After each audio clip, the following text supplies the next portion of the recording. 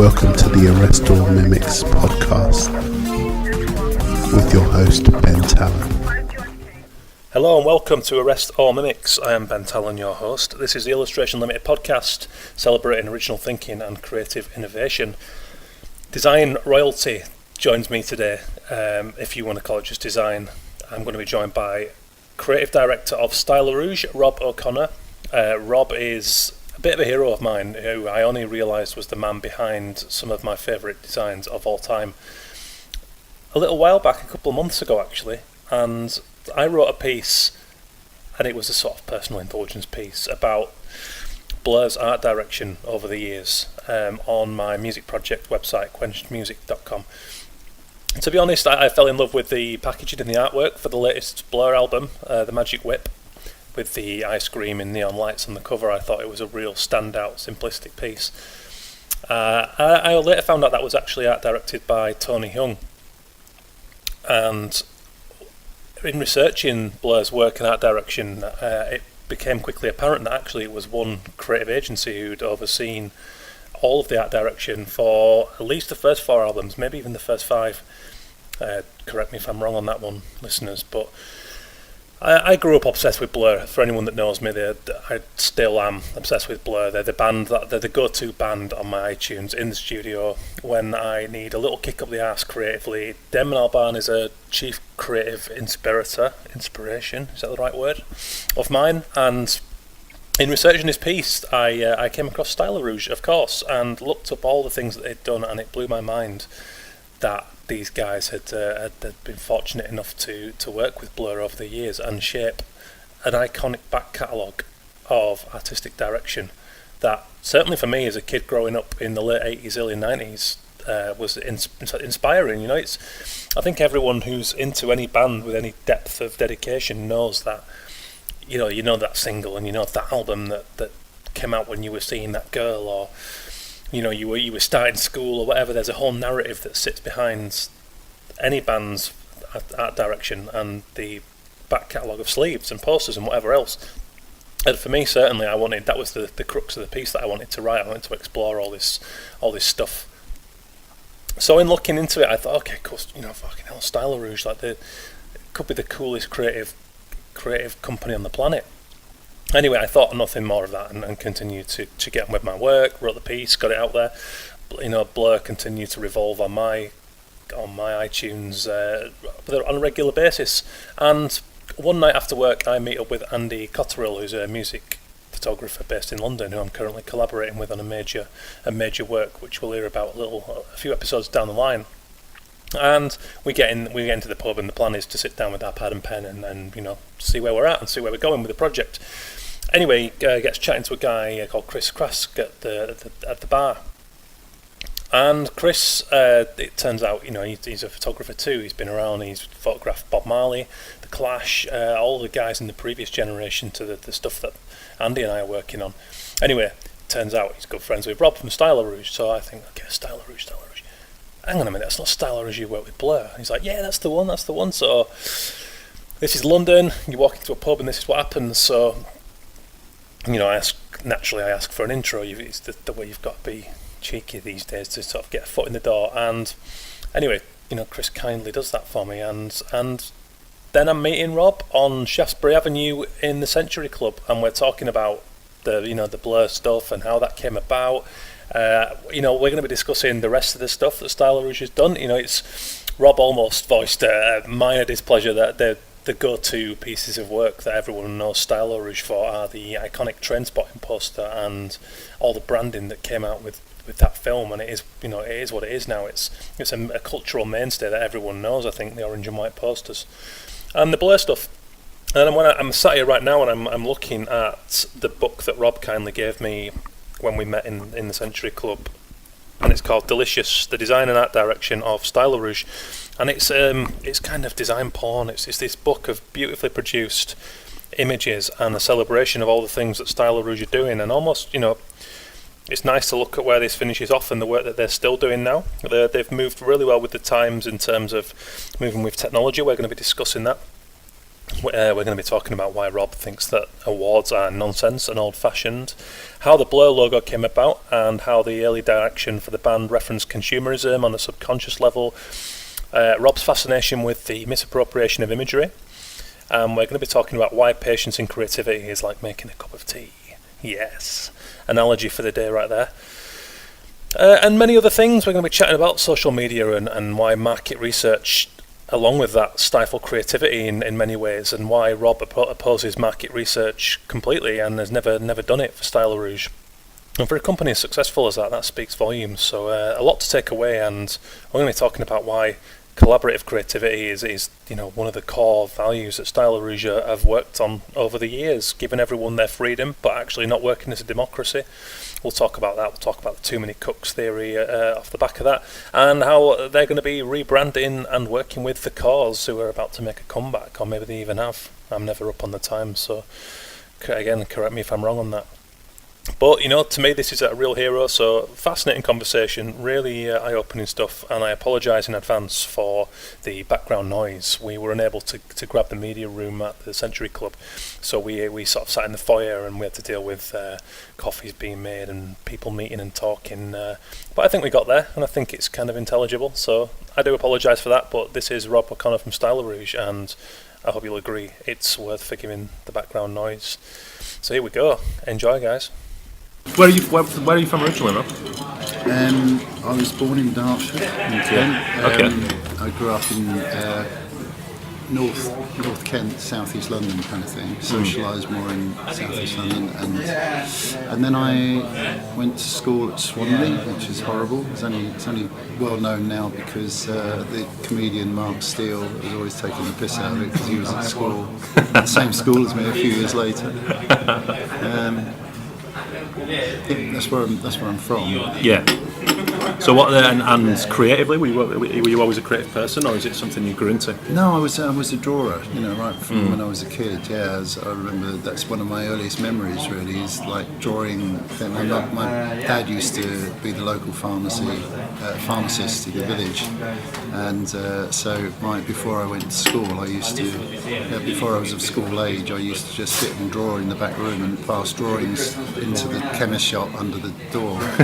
So I've never actually told anyone that before, but yeah, very boyish things, like boats and trains and cars and things. But yeah. Yeah, I mean, so what about Stylorouge? And so what were the origins of Stylorouge? Did you go to college? I went to Brighton, which was at the time Brighton was the first year of being a polytechnic.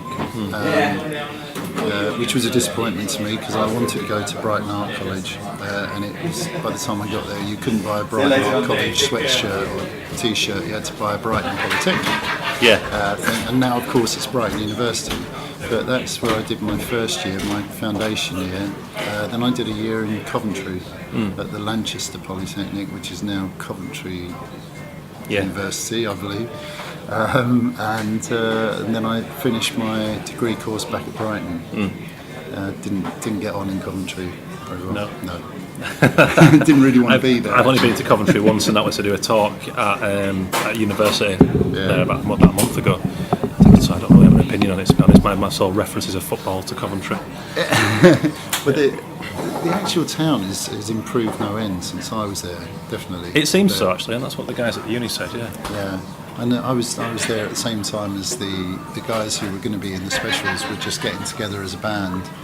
So again, a year above me, I believe, was Jerry Dammers. And, so he used to have his band meetings in the refectory. Yeah. And it would have been 2 or 3 years until he started the specials. But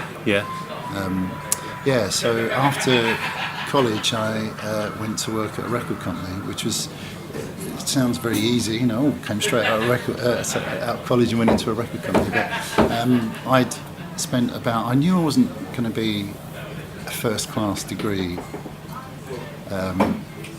student.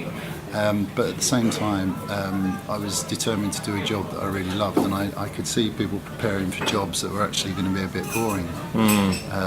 And it was a big course, lots of people. And I just thought, this is up to me, I've got to try and make this work. So I went round to about a dozen companies while I was doing my third year to really get a portfolio out there. I got some fairly harsh criticism and I got some very good help.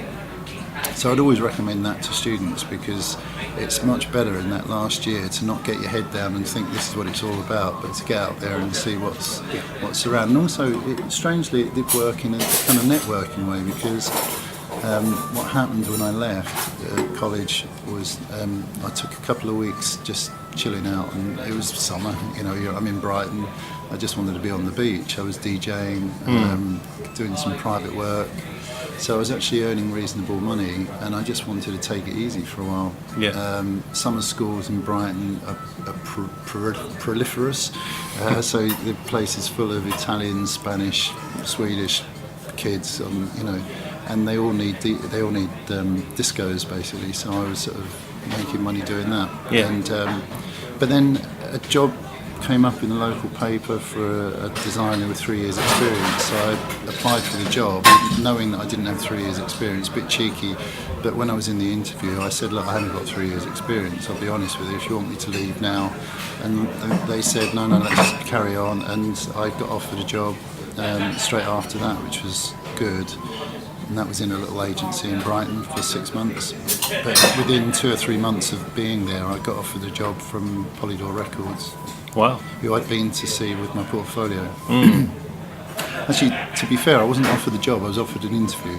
Okay. So I went up for the interview and then very quickly got told I'd got the job. So I had to have my notice in after only being in a job for a couple of months. But I stayed for 6 to make it work for them as well. So they could. But it worked really well for me, and I was there for 3 years. And got really into the idea. I mean, music was always my biggest first love. I was going to say, where did that, was that always an inherent thing? Huge. I mean, I've never played anything successfully musically, and I've never sung or anything, but no, it was just about music. It always was. I mean, all my disposable income pretty much went on records since I was a tiny kid. Yeah. So the idea of designing record covers was really exciting to me. And do you think that, I would hazard a guess that maybe that accelerated and actually bridged that gap, that you didn't have the 3 years experience, but actually the love of it and the passion that you probably would have put into. Did you mock up sleeve designs in your own time? Was that something you did? Well, the first job I was talking about was in Brighton, and there was no music involved at all. That was literally just for me to have a job. Oh, okay. So that was doing much more corporate marketing type design agency work. Right, I see. But no, funnily enough, I think 2 or 3 of my projects at college were music related, kind of deliberately. I think once I'd seen the people at Polydor, I realised that if I wanted to get a job there, I probably needed to do a major project that was music related. It would be madness not to. Yeah. So I did. My major project created a band which I photographed, and in those days video was in its infancy, so I couldn't make videos as such, but I made an audio-visual presentation, designed a logo, all that kind of stuff. Yeah. And put on they were a fake band. Sorry about the racket. Do you know, I think since we started, everyone started throwing knives or something. And it's the same. It's very similar. Great, thanks. Thank you. Cheers. It's a very similar experience in the sense that my actual first kind of breaks into the creative industry were through my love of football. That was what overcame my distinct lack of any clients in my my commission portfolio. But actually, I spent the hours I was spending in the studio, I would mock up to the minute topical illustrations and actually send them to magazines, like when Saturday comes. And actually, they need people who understand football on a weekly basis. So that actually overcame that gap for me, or at least sped up the process. And I think it's important to, just to get out there and show people what you can do and speak in their language. Do you find the same as heading a company like Stylorouge? Do you find that the people you work with, do you often kind of strike relationships with people who come directly to you and actually, put their cards on the table and go, look, this is what I can do and this is what I would like to do for you. You took me off track there. I was going to ask you which team you support. Leeds. Oh, right, I thought so. Very sadly these days. Well, no, it's a shame. Well, yeah, I empathise with you because I'm a Charlton supporter. But we haven't had the heady heights that Leeds have ever had, but that's another matter. I'm a great believer in people. If people have got really good portfolios and they've got a good personality and they're applying to work with me, then to me that's half the battle. If they're very honest about what they can and can't do, I prefer that as well. I don't like people who put levels of capability in various software programs and actually the reality is it isn't that way. I'd rather have someone say, look, I'm absolutely shit hot at Photoshop, not so good on this, not so good on InDesign, whatever. At least you know where you stand. And to be honest, the last time I can't remember interviewing for anyone to work for us for ages, partly because we're a smaller company than we used to be, but partly because I like people to join the company through osmosis. I mean, if they come and help out when it's busy, and they might do a few weeks on a contract or 6 months, and then it's obvious if that person's working for you or not, and vice versa. So it's the same reason I often preach when I talk to students. I say, okay, look, social media is a fantastic tool, but much like anything else, I suppose, like computer programs, it has to be used as a tool to actually enhance what you're already bringing to the table. So get out there, go to London, go see people, meet for a coffee, meet for a beer. You just, there's things that you cannot gauge through sort of formulaic approaches, body language, humour, just the way you connect with a person. And actually it's those early face-to-face meetings I went for in London that got me my ins into the business. And it's the same, I suppose it's a business built on characters and personalities, so the only problem I find there is that the individual attitude to that is at odds with the corporate, generational social aspect, which is that it has become impersonal, and we are relying too much on technology. We're relying too much on technology to control our communications with people. And sitting down having a discussion with you now is the way I would prefer to deal with clients. But if I'm honest, I've got some clients who I've never met personally, and which is really strange. Or if I have met them, it's only been once or twice. So, but they continue to give us work, which is even weirder. Last week I interviewed a guy called Doug Cheeseman, who is the art director of When Saturday Comes magazine. He was my first client, and I worked for him for 7 years, and that was our first meeting. And he actually spotted me in the street. Thought for the occasion I wear a Leeds top, and he just grabbed me in the street. He was like, "There's only one person that's wearing in Honour Up Park who's wearing a Leeds top on a Tuesday morning." So, and straight away it's there was always that connection there, and it's I like that side of it. But as you say, it actually people more and more tend to gauge things now on number of followers and digital statistics, which I find totally music, especially record companies don't sign bands that don't have a minimum amount of hits on their YouTube channel and what have you, and similarly the records don't get played on radio as a result of it. I mean that's the kind of market research controlled nonsense that is actually going to stop people ever innovating again. I mean, the only good side about the internet really and that kind of what you call it accessibility to everyone at every stage is the long tail, the fact that there are small bands out there who are now able to make a living selling 500 of something, 1,000 of something, rather than having to rely on some mega record company trying to sell 100,000 of something, but anyway, that's a different conversation. I could talk for hours on the subject of what's happening with music. Me too, and I couldn't agree more. So I mean, as I said to you, I came across Stylorouge through your work with Blur. And I grew up as a kid I'm 32 now, so late 80s, early 90s, and when Blur sort of started to break through, it's so funny because I think everyone has that thing with a band that they grew up with where there's a story behind every album cover, every single, there's a moment in your life that you can attach that to. And for me, there's this whole backstory of what happened there with Blur. And that happened in a completely different time in terms of the music industry, wasn't it? It was, I guess it was still in the days when a band would have to gig and go out there and actually be in the public eye as much as possible to grow. So how did that relationship start with Blur? It was through Food Records. Dave Balfe and Andy Ross, who were basically Food Records, had 4 or 5 releases then from other bands, Diesel Park West. I always forget the girl pop band they had, but they were pretty good. They had a couple of hit singles. Jesus Jones, and it was probably Jesus Jones that got us started with Blur. With Food properly, and Blur was their pet new thing that they really wanted us to. That was the big deal. It's like everything else was geared towards what happened with this new band, Blur.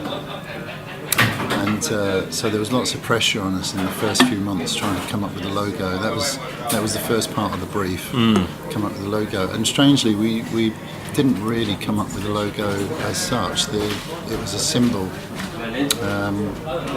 which wasn't up to much at all, but the type that we ended up drawing in the middle of it became their logo. And it's been, that has stood the test of time. That's a rubbish answer. No. But the truth is, it was a relationship with Food Records, and Blur were their pet project, really. So. Yeah. Well, I mean, it's funny because I was reading some of the pieces on your website, and what I found really interesting was the sort of bit when you said that you're the person who hangs around at the end of a movie and watches, looks at the credits because of, and I resonated with that. That resonated with me because I've only just sort of worked on 2 independent films as an art director, very much a learning on the job role, but really enjoyed it. And having loved that experience, albeit only teams of 20 odd people, super low budget stuff. Yet the same thing now.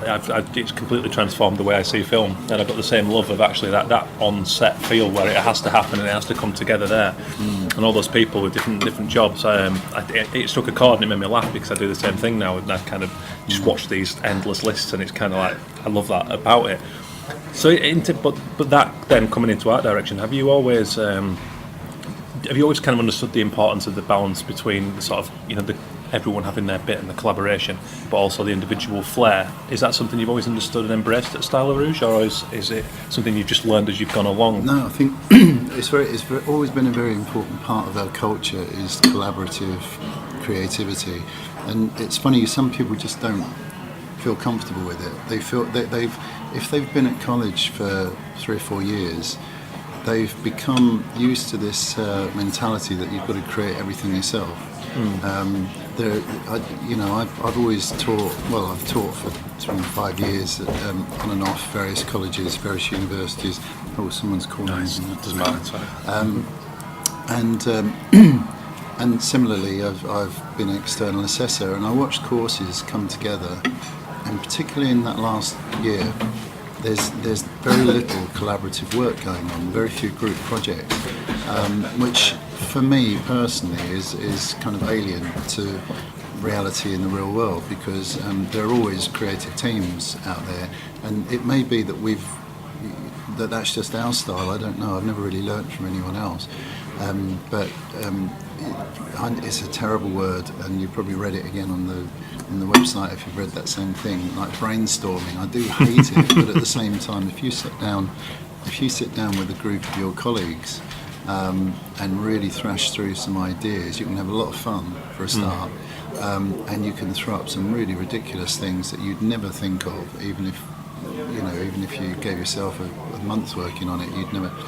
it's just, and again, it's that personal relationship thing. If you sit down and have a discussion with someone, a dialogue, something really good's going to come out of it, probably, or potentially, that you wouldn't have imagined. Whereas if all you're doing is working in an insular situation, that's really important. The other thing I would say about that individual creativity amidst that collaboration is that art direction is always a little bit misunderstood and a little bit undervalued.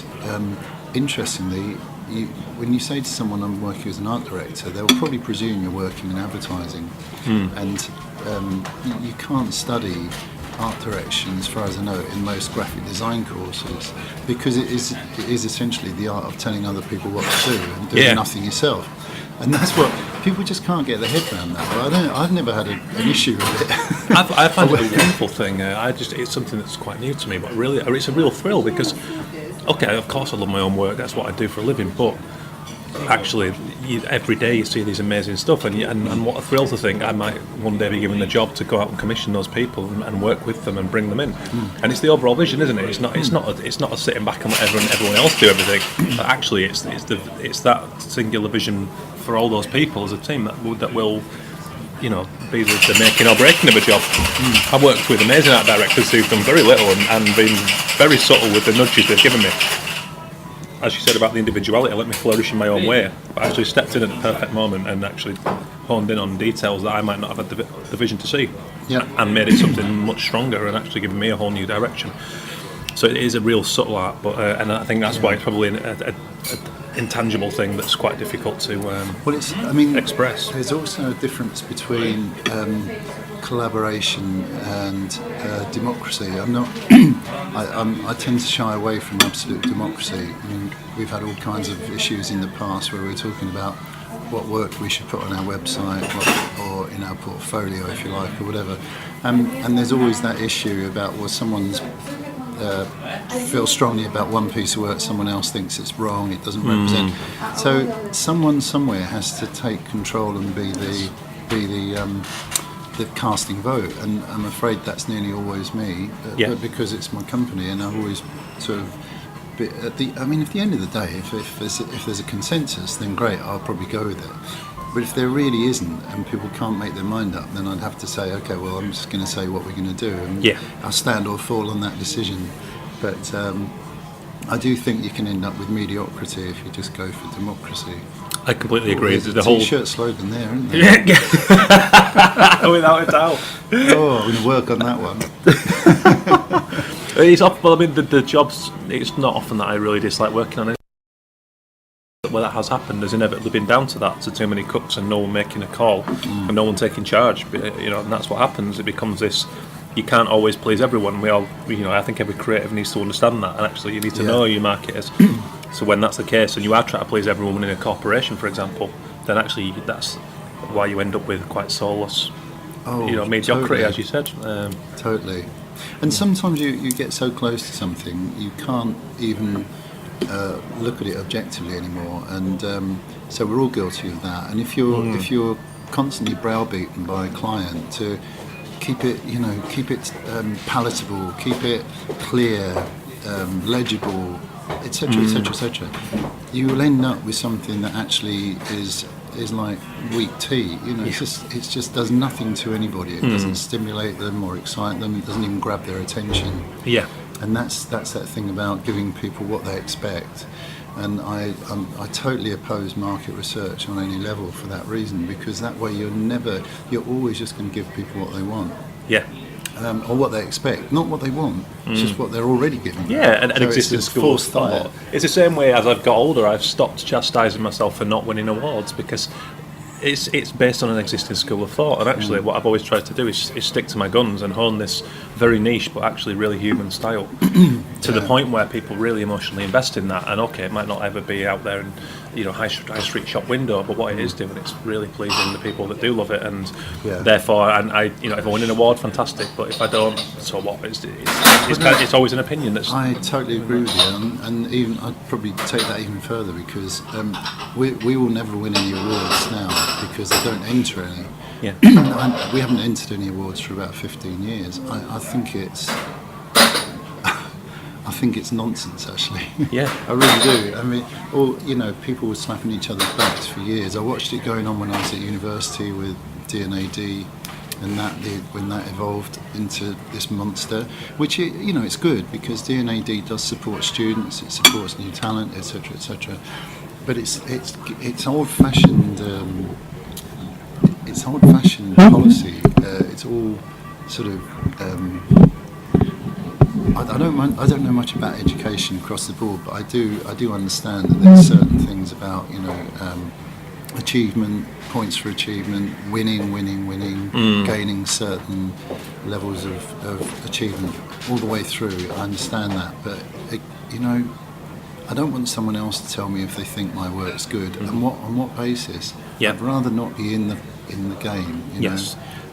If I thought our business was suffering as a result of it, then I would probably address it and discuss it with my colleagues at work. I don't think it has. In fact, by being in that fortunate position where you don't have to worry about winning awards and being in the public eye, and also being in a position where you can actually turn work down, yes, you don't have to feel that pressure all the time.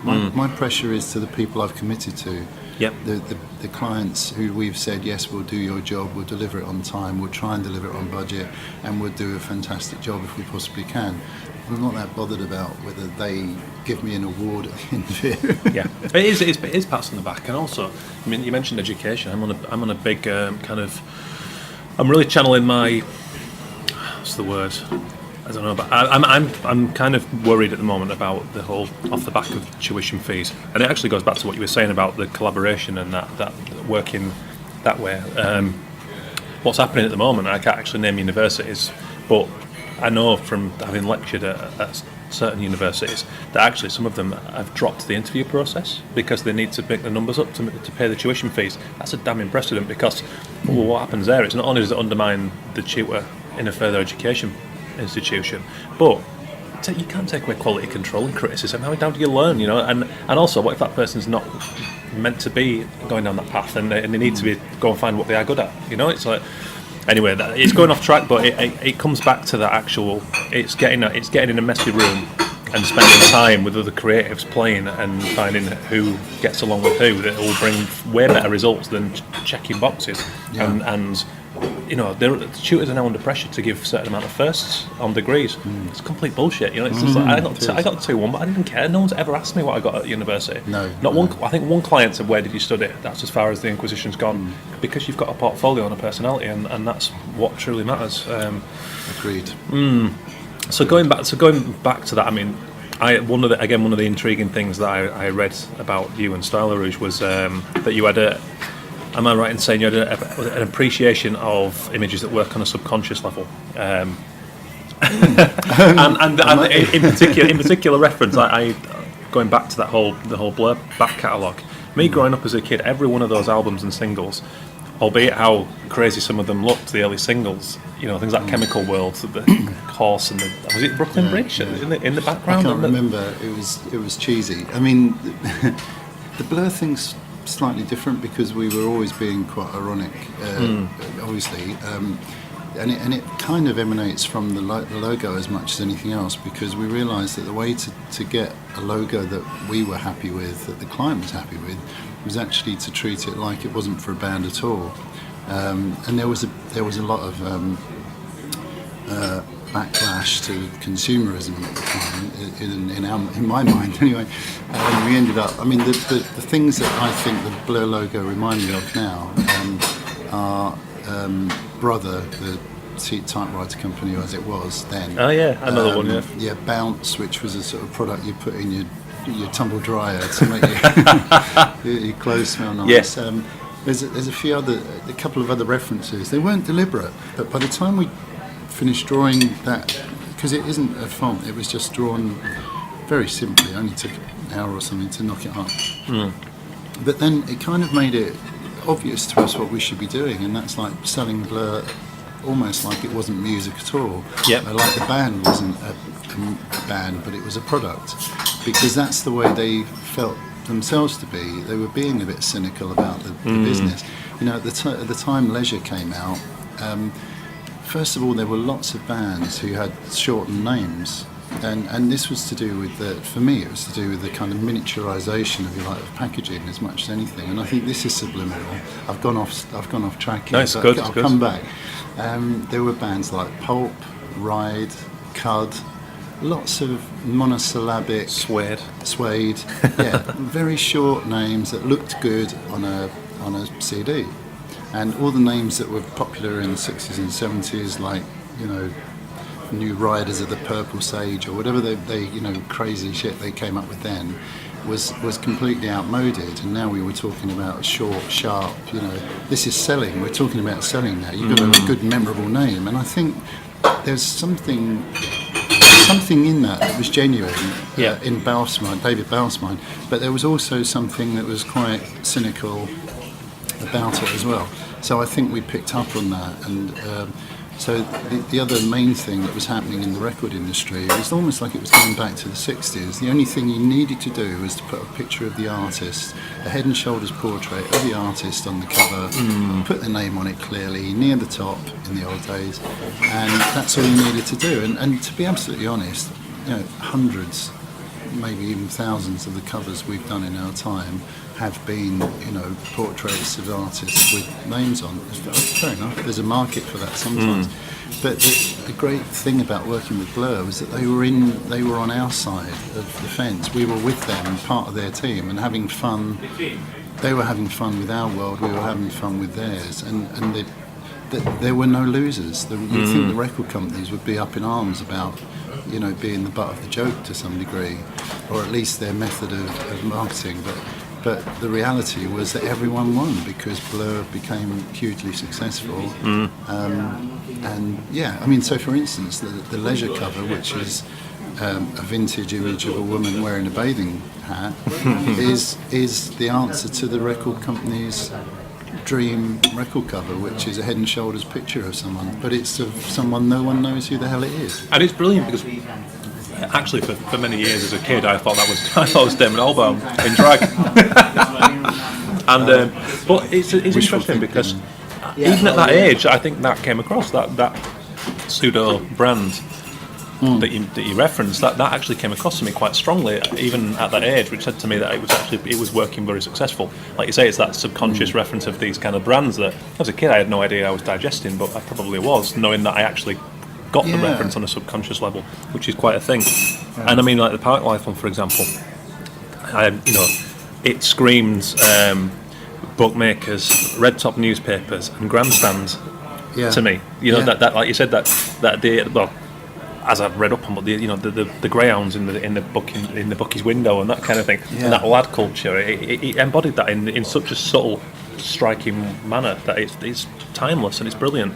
And it is, I suppose it is of a time, but and the same with The Great Escape. It was almost like the kind of peak of that mid-90s the whole Cool Britannia brand that was sort of built up around everything as well. I think that happened almost. It's a bit like, you know, I have to be honest. One of the things that I get a little bit worried about is spending too much time talking about our work for Blur, because it was just one particular project over a very short period of time. It was like 5 years, but it doesn't.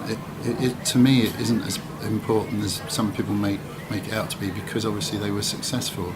It was fantastic for us, and I've got a lot to thank them for forever.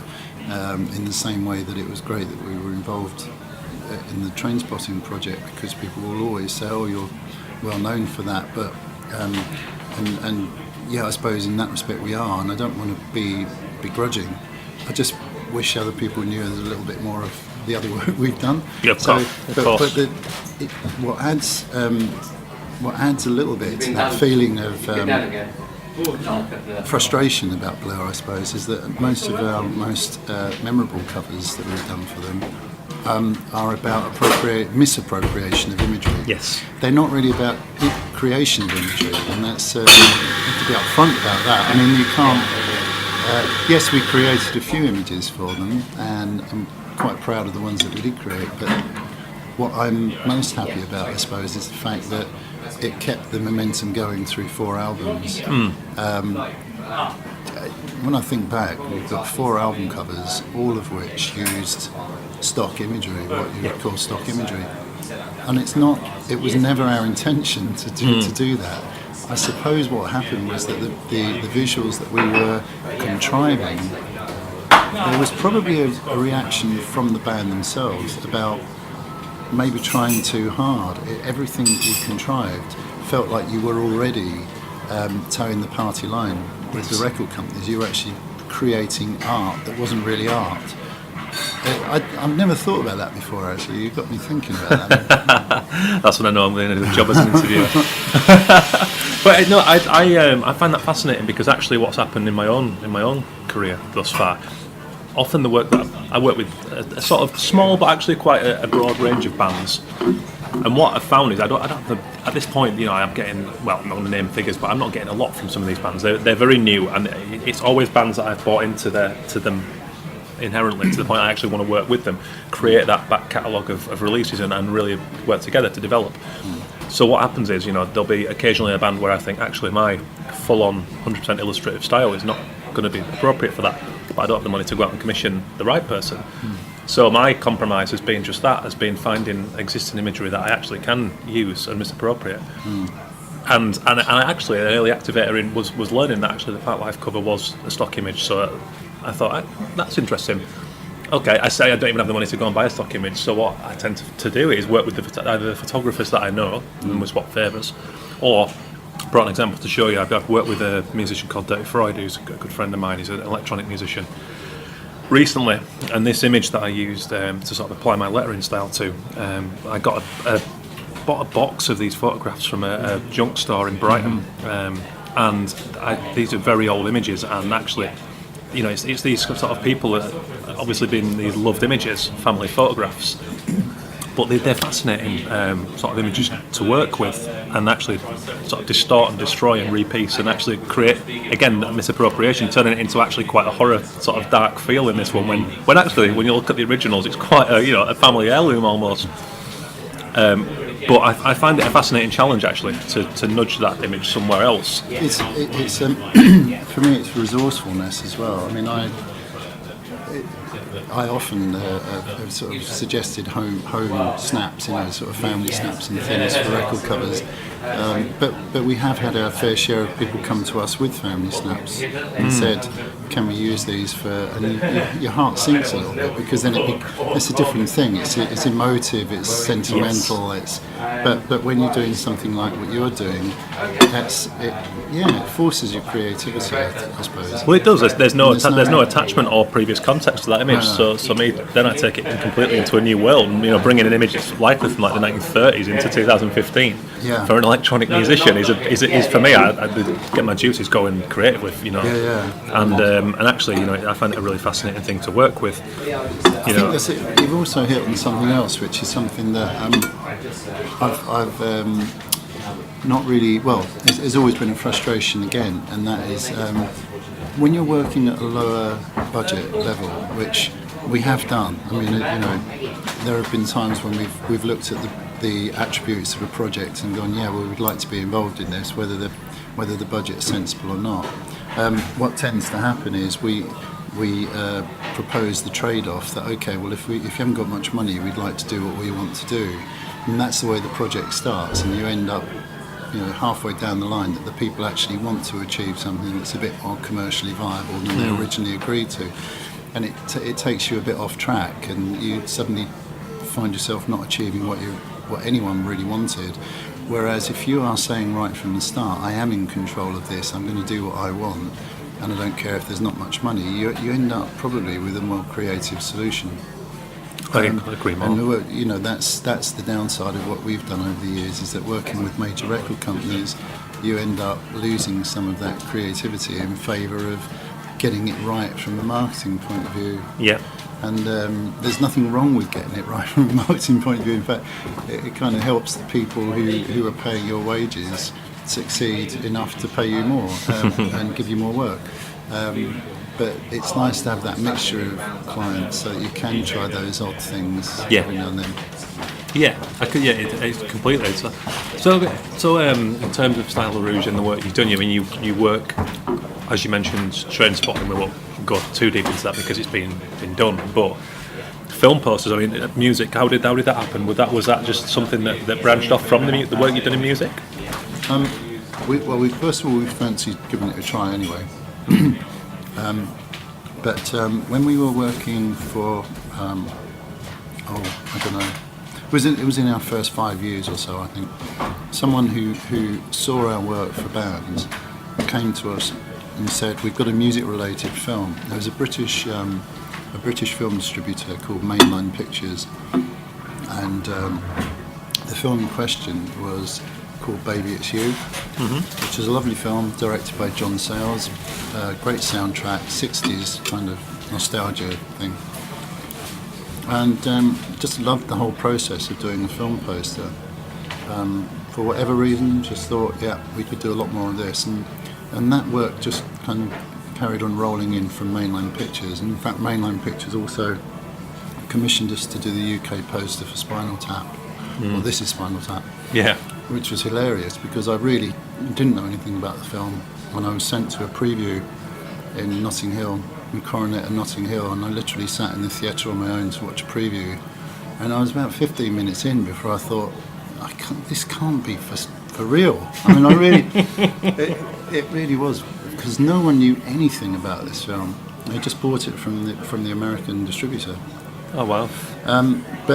So we carried on doing film posters for lots of London-based film companies, like Palace Pictures, Virgin Films, Mainline Pictures, and then eventually Polygram, who were kind of are now Universal, I believe. And they gave us 2 or 3 projects. One of which was Trainspotting was a kind of a pitch. Which apparently we won. Yeah. Although we didn't get to profit too much from it because we didn't get the whole campaign, unfortunately. But we got to actually create and art direct the initial posters, so that was good. Which was stunning. I mean, brilliant. Nail on the head type stuff. Obviously, it had to become as cult as it did. But I mean, at the moment, I find film posters, on the whole, you see some really amazing ones for the sort of smaller independent films, but what I'm seeing at the moment, the stuff you see on the underground, it's just become so banal and mainstream friendly. I know what you're saying. I think there's more. I think there's always been more pressure on movies. If you're not an art movie, if the film's not an art movie, it's got to compete and get bums on seats, because that is the killer, the do or die of a movie. If you don't get like a certain amount of people go and see the movie the first week of release, then the distribution network just erodes and nothing, and like the next week you don't get anyone take the movie. Yeah. And quite often, up front, quite often a movie's made and they'll know straight away it's going to go straight to DVD and never get a theatrical release. But the other thing is you've got to take the chance, and so I can understand the reason why they've got to make it very clear in their marketing. This is a thriller. This is a comedy. This is a rom-com. This is but I hear you. I mean, sometimes I think what you have to do is go for small victories, and if you can make something that's unremarkable in its marketing message, if you like, look gorgeous in its design quality, then you've at least got halfway there. Yeah, it's true. It's true, and there's always, in the same way that any major commercial advertising campaign, there's so much money goes into it and so much pressure on it that actually full freedom that you would get by working on an independent one, for example. No, it's true. It's the same thing. So you started, was it the late 80s, Stylorouge? 81. So as a company who started then, how have you found adapting, to sort of even the rapid enhancement of technology now that we're seeing? Well, I suppose it wasn't as rapid early on. I mean, I remember to this day the first time we got a computer in house, because we'd been going out of house to use computers, and it was with very expensive equipment. It cost us a lot of money, so we kind of understood the value of it. We wouldn't suggest to any client that we did something that involved whatever you call it, computer graphics, unless we knew that they were prepared to spend money. But it did mean spending anything up to £300 an hour on these in those days people were willing to spend that much money on getting something that no one else could do. And then when we finally got a computer in, it was, in those days, top of the range Apple Mac loaded with Photoshop and what have you. And the ridiculous thing was we all just sat around and started playing with it until 7-8 o'clock in the evening, and then ran out of memory. Wow. Yeah, so we realised then we were going to have to make a substantial investment in it. Yeah. So a huge amount of our income from the following sort of 5 years, 10 years probably, went into buying hardware and software, and it becomes a bit of a noose around your neck. You end up putting yourself in hock to software, to technology. Yeah. And then by the time you finish, or by the time you're close to finishing paying off what you bought, it's out of date anyway. Yeah. But nowadays I just enjoy the fact that it is so good, and it means you can work quickly. Yeah. The downside is that everyone can work quickly. Well, that's it. Yeah. You have to. I guess it's the core values then that you learnt in the first place. Yeah. That when you use that as a tool, then that's how you rise above, because it's a swarmed market now. So I think what's made us more level-headed about it is the fact that we do video work as well. So that being a time-based medium, I keep having to remind clients that it is a time-based medium. If you say it's going to take 3 days to edit and grade this and do this, that and the other, and then the next day they're phoning up saying, how's it getting on, can we see it? You've just got to say, look, it's, despite the technology, it's 3 days work. It's not 3 days work we can cram into one, because it's time-based, and that gives you it makes you feel stronger about being firm with clients about what you can and can't deliver. So despite the fact I do crumble sometimes when people say I want it quicker, and go, okay then. The bottom line is things take as long as they should take. If you don't allow it's like infusing a cup of tea. You can't dunk a tea bag in a cup and expect it to taste as good as if you let it soak for a while. That's a good analogy. It's rubbish, actually. I'll work on it. So what are the sort of recent projects? What have you been working on, or what have you got coming up? Well, there's the project I can't tell you about. We've just finished an album cover for Squeeze, merchandise for Squeeze, website, etc., etc. The Cause are back. If you know who the Cause were in the first place, they were. I think they finished about 11, 12 years ago. Okay. It's really weird how many people have forgotten or didn't know who they were. I suppose if they weren't part of your life when they went. But they're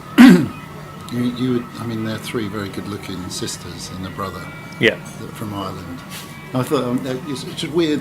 It's weird to me that people wouldn't know who they are, but they're making a comeback, so that's been a big deal. I mean, it's a big deal from a record company point of view. And again, getting the messaging right on that is pretty difficult because we have to try and make them look relevant to now. But we still don't want to alienate any of their sort of fan base from when they stopped. Yeah. Excuse me. They were a pop band. I mean, they never had the kind of credible rock band artistic sensibility in a way. It was just they're great musicians and they happened to write good pop songs, so they had hits. Yeah. Make it sound so simple, don't they? Well, I mean, it's the crux of popular music, I guess. I suppose it is. I mean, I've just got so much history of pop music that I just wonder how anyone who's been born in the last 20 years can possibly catch up with so much good stuff. Yeah.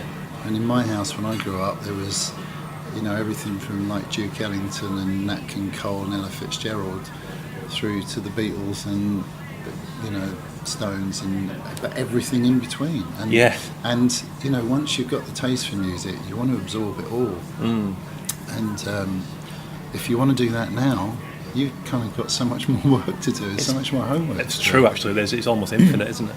It is.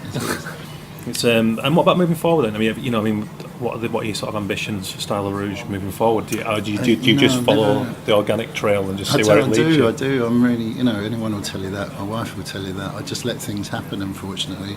I mean, I'll plan things maybe a few months ahead, but I've never had a great vision for anything, and I just think, that really sounds terrible that you've got no ambition, but at the same time, I agree. I mean, things will present themselves, and there'll be times when you've got the right energy inside you to want to push things. And if you put a plan together, it's very much a small boat. Stylorouge is a very small boat, and if you try and behave like an ocean liner, something's going to go badly wrong. I've never wanted to compete with other people on the basis of I want that job that other person's got. I'll feel upset if I lose a pitch for a job, but you've got to move on, and you've got to accentuate the positive, as the song goes. You do. It's the same thing. The reason I'm doing this, and the reason I brought out a book, and the reason I'm whatever else is because I just respond to intuition and motivation, which you can't switch on, can you? No. You just have to ride it when it comes, and that hence why a 14-hour day is not out of the question, because I love what I do, and when I'm on one of those exciting periods when you've got ideas flowing, you just have to do it, because there'll be days when you can't switch that on for love nor money, and then that's when you have to go out and actually just fill the mind with new things. I think on a personal level rather than on a business level, my ambition would be to make those 14-hour days actually work for me personally, so that I feel like I've achieved something creative, because I do, underneath it all, I do feel like I've worn two hats, and I'm using both sides of my brain in sometimes very disparate amounts, and I would love to be much more on the creative side. But that would probably mean that I'd probably starve because I've forgotten to do the billing or something, and that would be a shame. I've got other people whose salaries I've got to pay, and I want to make sure that the company continues to thrive and earn enough money to pay the salaries. So that's, but from a personal creative level, I would love to do more artwork. I mean, I love photography. I do photography as a paid part of what I do now. So I was looking at your website. It's some really nice work. Thank you. It's just something I really enjoy doing. But I'd also like to do some painting, and I've never been a painter. Literally not since school.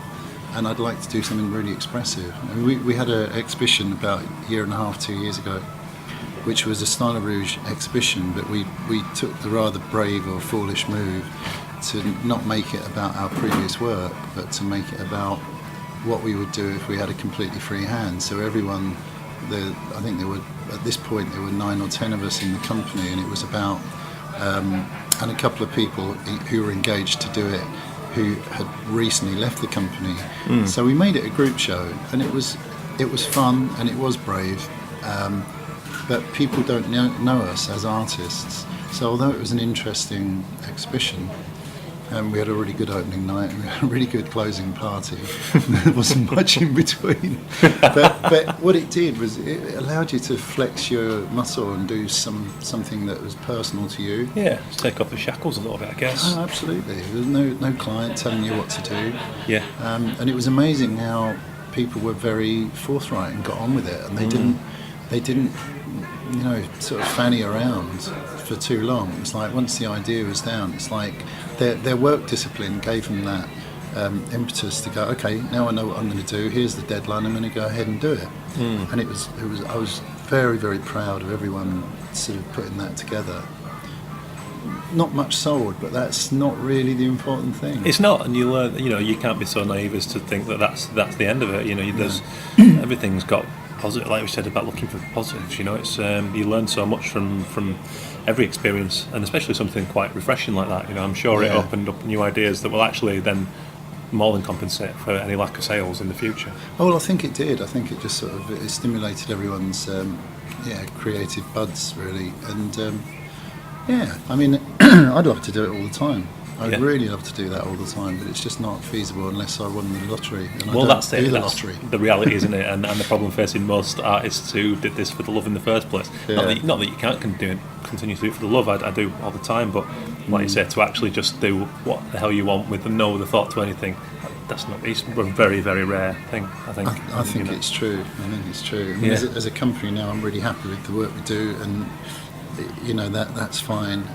There's lots of pressure at the moment because it's been very busy, and that's what happens when you've got a small company and you go through a busy period. You've just got to hold back and not knee jerk and suddenly employ another couple of people and then think later, now we've got the quiet months, and that will happen. Yeah, I think it happens. I always say this to new students: don't be fooled by anyone's client list, because we're all always facing that next quiet spell, no matter what level or who you work for. It's just the reality of the world we work in. I think it is. I think there's that. If you're striving for that kind of market share all the time, I just think you're on a hiding to nothing. I think you end up feeling. It's not me personally. That's not that's not the kind of person I am, and I'm not hugely motivated by money. I like not having to worry about not having money. The times when I've had that status, but no, I just don't see the point in being driven like that. It's never been of any interest to me. No. I've always preferred team sports for that reason. I don't want to be a winner. I want to be part of a winning team. Yeah, I completely agree. Actually, yeah. It's I think it's a good way to go personally. So the last thing I always ask guests on the show, I have a weird little thing called the shark in the tank, because my favourite individual piece of art is Damien Hirst's Physical Impossibility of Death in the Mind of Someone Living. So I asked someone to name something they either. It could be an all-time thing, a thing of the moment, just something that either inspires you or pisses you off, or it could be anything from a coaster to a theme, absolutely anything, but just something that gets a reaction out of you, I guess. I don't know where this came from, but it's something I've always admired is the simplicity of a very clever and visually pleasing piece of design, and it won't mean much as this is sort of audio, but you might be able to find it somewhere online. There was I think it was a Japanese restaurant in Hampstead called Zen, and it just had a brilliant logo, which was the word Zen in capitals going round the four sides of a square. So the N of the Zen became the Z of the Zen. Oh, okay. So for me, something like that is like I've kind of aspired to design that's simple and has a great idea in it like that always. And my current, it's actually probably always inspired my interest in ambigrams, which if you're not careful, ambigrams can kind of take you over and you become some kind of weird nerd making up your own hobbit language. But if they work, if you look at a word and you go, my God, this is going to work, I'll work on that for 20 hours. And then look at it at the end of it and go, it didn't quite work. But no, that's probably it's a weird thing to say, but it's a really good answer. And so, where's the best place people can go see your work? The website's a little bit out of date, if I'm absolutely honest, but that's probably the best place at the moment. And we've just started a blog which is called 33 1/3. Yeah. And I'll give you the details of that, just because I can't remember exactly what the URL is. And what that is just an ongoing collection of old record sleeves of ours, and we'll add to it exponentially, and every now and then we'll add notes about how the designs came to be. So we used to have quite a big back end, if you pardon the expression, on our website, which is like really a history. And that was there for people who just love the kind of silly stories behind the designs. And quite often it might be a student or whatever who's interested. Yeah. And we're trying to get rid of that history at the moment from our official website and put some of it somewhere. Yeah, give it its own space. Yeah. Cool. Brilliant. Well, it's been a pleasure, and thanks for your time, Rob. Thank you. Cheers. Once again, I do apologise for the noise in that podcast, but I think we got away with it for the most part. I hope you enjoyed our conversation with Rob O'Connor as much as I did. I think any Blur fans out there will will be quite primed for that one, and I hope they've really taken something away, a nice little insight to how all that fascinating branding and art direction came about. But for me as an illustrator working now with a minimum of experience under my belt, it's a real honour to be meeting guys like this, and from the previous conversation chatting to people like John Newbegin, and I can't preach it enough to just get out there and try to find these people yourself. I don't care whether it's someone who's a year down the line, 3 years down the line. I think anyone with more experience in our industry is certainly worth a coffee or a pint with if you can make that happen.